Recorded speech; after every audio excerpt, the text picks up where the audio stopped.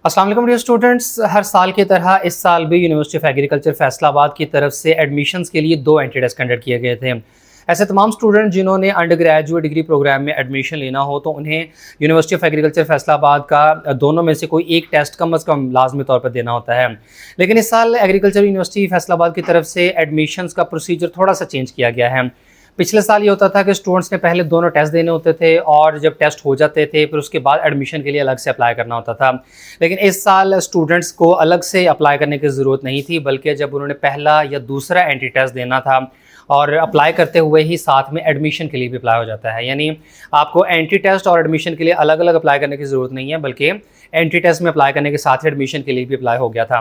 तो इस साल अब जो दूसरा एंट्री टेस्ट कंडक्ट किया गया अगस्त के महीने में एग्रीकल्चर यूनिवर्सिटी की तरफ से, तो उसका ऑफिशियल रिजल्ट जारी कर दिया गया। और जो यूनिवर्सिटी ऑफ एग्रीकल्चर फैसलाबाद की तरफ से 1-2 माह कबल जब दोनों एंट्री टेस्ट अभी कंडक्ट होने थे तो तब उन्होंने अपना एक एडमिशन शेड्यूल जारी किया था, जिसके मुताबिक पहली मेरिट लिस्ट 22 अगस्त को लगनी थी। और यूनिवर्सिटी की वेबसाइट पर जारी होने वाले शेड्यूल के मुताबिक पहला एंट्री टेस्ट 9 जुलाई को कंडक्ट किया गया, जबकि दूसरा एंट्री टेस्ट कंडक्ट हुआ है 6 अगस्त को। और इसके बाद शेड्यूल के मुताबिक पहली मेरिट लिस्ट 22 अगस्त को डिस्प्ले होनी थी, लेकिन किसी वजह से ये डिस्प्ले नहीं हो सकी और आज 23 अगस्त को दोपहर के टाइम ये मेरिट लिस्ट अपलोड कर दी गई है। और अगर यूनिवर्सिटी अपने इसी शेड्यूल पर कायम रहती है तो ऐसे केस में सिलेक्टेड स्टूडेंट्स के पास सिर्फ 2 दिनों का टाइम है कि ये 24 अगस्त तक अपनी फीस सबमिट करवाकर सीट सिक्योर करें। और सेकंड मेरिट लिस्ट 25 अगस्त को और थर्ड मेरिट लिस्ट 31 अगस्त को डिस्प्ले कर दी जाएगी। ताहम चूंकि पहली मेरिट लिस्ट लेट लगी है तो इस बात के भी इम्कानात हैं कि स्टूडेंट्स को फीस सबमिशन के लिए 1-2 दिन का इजाफी टाइम दे दिया जाए। और ऐसे केस में हो सकता है कि सेकंड मेरिट लिस्ट 25 की बजाय 26 या 27 को भी लग सकती है। वैसे 27 को संडे है तो या तो फिर ये 26 को लगेगी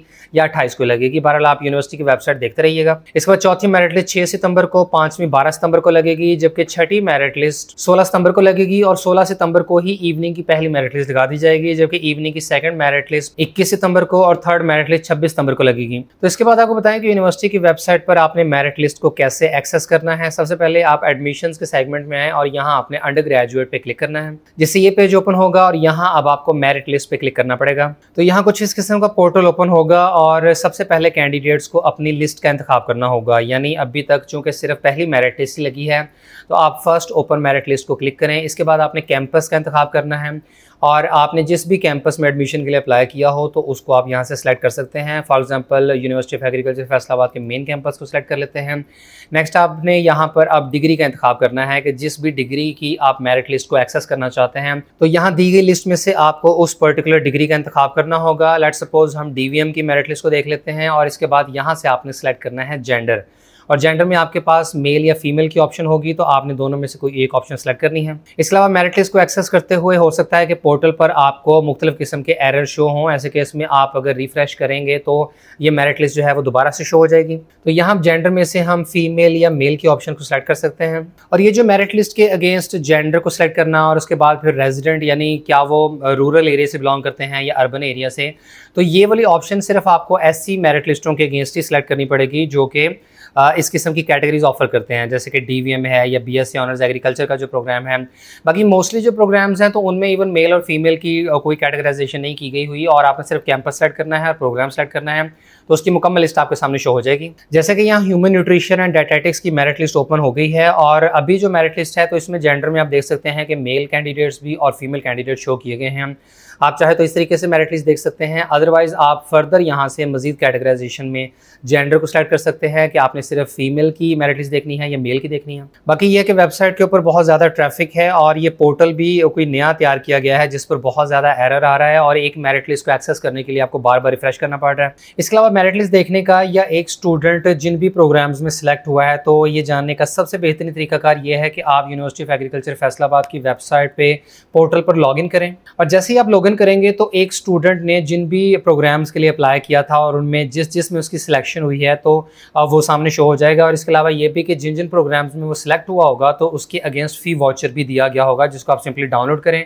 और बैंक में फ़ीस सबमिट करवा दें। बाकी इसमें जो स्टूडेंट्स हॉस्टल की फैसिलिटी लेना चाहते हैं तो ऐसे केस में बॉर्डर आ जाएगा यानी आपको बॉर्डर वाला चालान डाउनलोड करना पड़ेगा जिसमें हॉस्टल की फ़ीस इंक्लूडेड होती है, और ऑब्वियसली हॉस्टल की फ़ीस जो है वो इसमें शामिल होकर तो फ़ीस ज़्यादा हो जाएगी। लेकिन जो स्टूडेंट्स हॉस्टल की फैसिलिटी नहीं लेना चाहते तो वो नॉन बॉर्डर वाला चालान फॉर्म डाउनलोड करें। ऐसे केस में आपको सिर्फ यूनिवर्सिटी की फ़ी अदा करनी होगी और हॉस्टल की फ़ीस उसमें शामिल नहीं होगी। और अब एग्रीकल्चर यूनिवर्सिटी की ऑफिशियल वेबसाइट पर लास्ट ईयर की तरह मेरिट लिस्टों का ये एक पोर्टल दे दिया गया है। अभी तक फ़िलहाल यहाँ सिर्फ दीपालपुर कैंपस की मेरिट लिस्ट अपलोड की गई हैं, सिर्फ 5 प्रोग्राम्स की। बाकी आहिस्ता आहिस्ता बाकी तमाम प्रोग्राम्स की भी मेरिट लिस्टें यहाँ शो होना शुरू हो जाएंगी, और इन मेरिट लिस्ट का फ़ायदा ये होता है कि ये PDF फॉर्मेट में होती हैं और उस एक लिस्ट के अंदर आपको तमाम सिलेक्टेड स्टूडेंट्स की मेरिट लिस्ट मिल जाती है। तो बहुत जल्द यूनिवर्सिटी की तरफ से तमाम प्रोग्राम्स की लिस्टें यहाँ पर भी अपलोड कर दी जाएंगी, आप यहाँ से भी इनको एक्सेस कर सकते हैं। इसमें एक और चीज़ यहाँ क्लियर करता चलें कि बाज़ स्टूडेंट्स ऐसे होते हैं जिनकी पहली मेरिट लिस्ट में नाम आ जाता है, लेकिन किसी वजह से वो अगर रिक्वायर्ड टाइम के अंदर फ़ी सबमिट ना करवा सकें, यानी आपको मेरिट लिस्ट का नहीं पता चला या फ़ी अरेंज करने में टाइम लग गया या आप टाइम पर फ़ी सबमिट नहीं करवा पाए किसी भी वजह से, तो ऐसे केस में इसका सोल्यूशन होता है। पाकिस्तान की ज़्यादातर यूनिवर्सिटीज़ ये ऑफ़र करती हैं कि अगर किसी स्टूडेंट का पहली, दूसरी या इवन तीसरी या किसी भी लिस्ट में नाम आया है और अगर वो टाइम पर उसकी फ़ीस सबमिट नहीं करवा सका, तो ऐसे केस में वो यूनिवर्सिटी से फिर रब्ता करे, यूनिवर्सिटी को अपना वो इंटरेस्ट शो करे कि भाई मेरा मेरिट लिस्ट में नाम आया था लेकिन किसी वजह से फ़ीस सबमिट नहीं हो सकी है। तो ऐसे केस में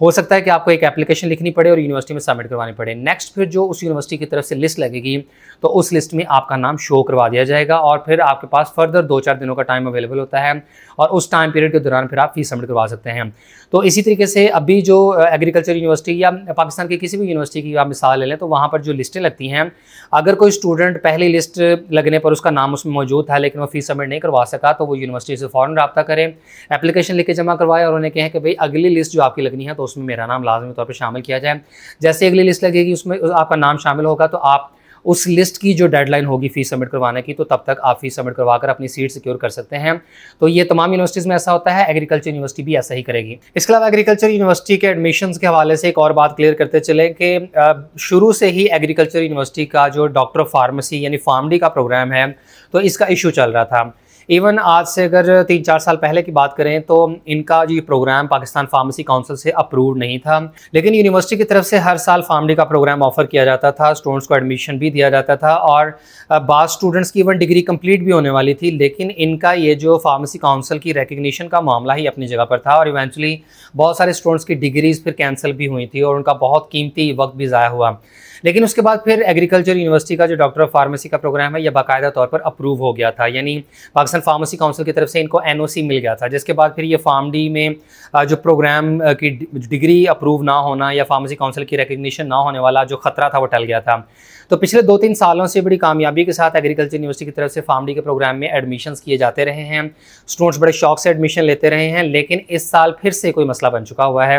यही वजह है कि इस साल हालांकि जब एडमिशन ऑफर किए गए थे और एंट्री टेस्ट की अनाउंसमेंट की गई थी तब फार्मडी का प्रोग्राम मेंशन था और बताया गया था कि यूनिवर्सिटी ऑफ एग्रीकल्चर फैसलाबाद में डॉक्टर ऑफ फार्मेसी का 5 ईयर प्रोग्राम ऑफर किया जाएगा। लेकिन बाद में हुआ ये कि ये प्रोग्राम उस लिस्ट में से निकाल दिया गया है और इसका पाकिस्तान फार्मेसी काउंसिल के साथ कोई मसला है और इस वजह से अब ये प्रोग्राम इस साल यूनिवर्सिटी की तरफ से ऑफर नहीं किया जा रहा और अगले साल तक अगर ये मसला सॉर्ट आउट हो जाता है तो हो सकता है कि नेक्स्ट ईयर से फार्मडी का प्रोग्राम ऑफर होना स्टार्ट हो जाए।